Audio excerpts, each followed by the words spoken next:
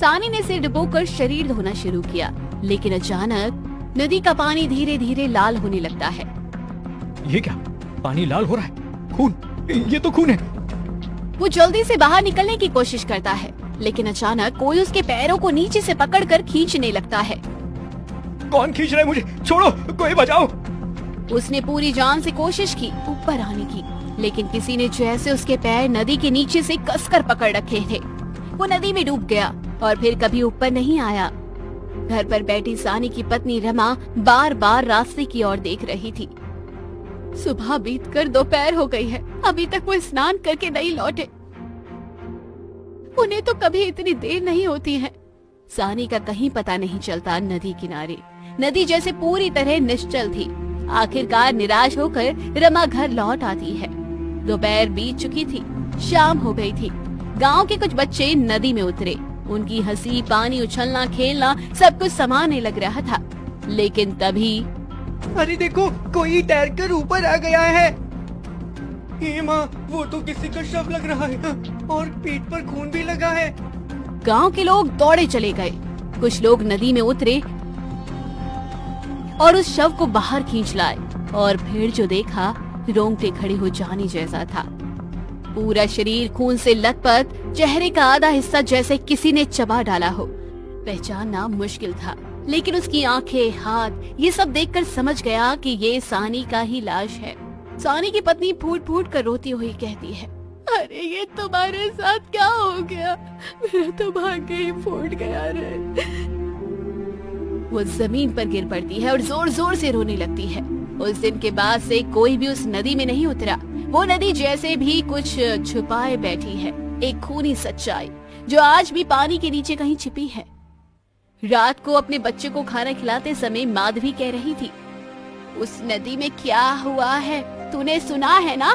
खबरदार, अगर कभी तू उस नदी में गया तो मैं पीठ की खाल उधार दूंगी। याद रखना मेरी बात। नहीं माँ, अब हम कभी उस नदी में नहीं जाएंगे। रात शांति से बीती। सबने खाना खाया और सो गए। अगली सुबह जैसे ही तिन्नी आंगन में पहुंची, वो रिभू की पीठ पर चपत मारकर कहती है, भाई पता है नदी में बहुत सारी पुट्टी मछलियाँ आई हैं। चलो ना थोड़ा मछली पकड़ते हैं, फिर दोपहर को मछली के साथ चावल खाएंगे। हाँ दीदी, ठीक कह रही हो। माँ ने तो नदी में उतरने से मना किया था, लेकिन मछली पकड़ने से तो मना नहीं किया। चलो चलते हैं मछली पकड़ने। बिना कोई बात बढ़ाए वो दोनों दौड़ते हुए नदी की ओर चले गए, हाथ में बंसी लेकर। सुबह बहुत ही सुंदर थी। दोनों भाई बहन नदी में बंसी डालकर मछली को पकड़ रहे थे। पुट्टे मछलियों के छोटे छोटे झुंड पानी की सतह पर उछल रहे थे। वो खुशी से हंस रहे थे। अरे भाई देख, मेरी बंसी में कुछ फंस गया है, बहुत भारी लग रहा है। तिन्नी खींचने की कोशिश करती है, लेकिन बंसी हिलती नहीं। कुछ भी करके ऊपर आ रहा है, भाई जरा मदद कर। अचानक तिन्नी अपना संतुलन खो बैठती है और नदी में गिर जाती है। एक जोरदार खिंचाव में तिन्नी नदी में गिर गई और उसी के साथ कोई उसके पैरों को पकड़कर नीचे की ओर खींचने लगा। भाई भाई, कोई मुझे खींच रहा है, बचाओ बचाओ। दीदी हाथ पकड़ो, मैं तुम्हें ऊपर खींच रहा हूँ। रिबू ने आखिरकार तिन्नी को नदी के किनारे खींच लिया, लेकिन तिन्नी के पैर के पास एक गहरी खरोच का निशान था। वहाँ से खून बह रहा था। दीदी तेरे तो पैर में बहुत कट गए, कितना खून बह रहा है। चुपचाप दोनों भाई बहन घर की ओर लौट आए, लेकिन उस नदी के सीने में कुछ छिपा हुआ है, एक अदृश्य अंधकार जो किसी अगले शिकार की ताक में है। दोपहर में खाना खाकर तिन्नी और रिबू सो गए थे। कमरे में एक अजीब सी खामोशी छाई थी। तभी अचानक तिन्नी की नींद में एक अजीब सपना उभर आया। तिन्नी देखती है कि एक भयानक रात है। आग की रोशनी में एक महिला तांत्रिक यज्ञ कर रही है। उसके चारों ओर कई इंसानी खोपड़ियां फैली हैं। उसके मुख से मंत्रोच्चारण हो रहा है। ओम काली माँ काली छिन्नमस्तिका, शीघ्र ही मुझे प्रदान करो संपूर्ण शक्ति। तिन्नी का शरीर ठंडा पड़ने लगता है। ऐसा लगता है जैसे वो उस भयानक यज्ञ स्थल में फंस गई हो। अचानक सपना बदल जाता है। बहुत हुआ, बहुत सह लिया मैंने। अब बस 2 और सिरों की खोपड़ी मिल जाए तो मैं सर्वशक्तिमान बन जाऊंगी, फिर कोई मुझे नहीं रोक सकेगा।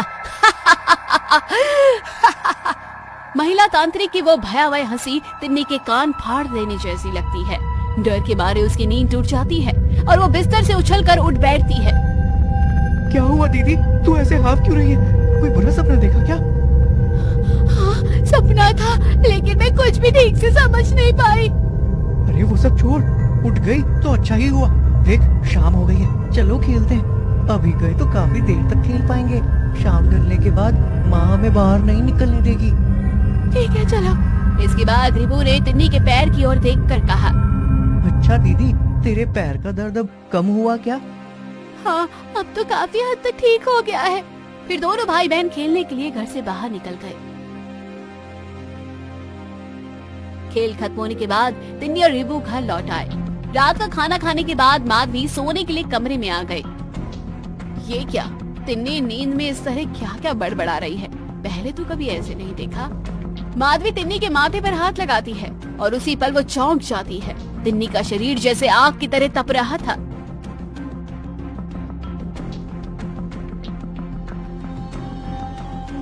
ये तिन्नी के पैरों को क्या हो गया? माधवी दौड़कर रिबू को बुलाती है। रिबू, अभी क्या भी इधर आ। क्या हुआ माँ?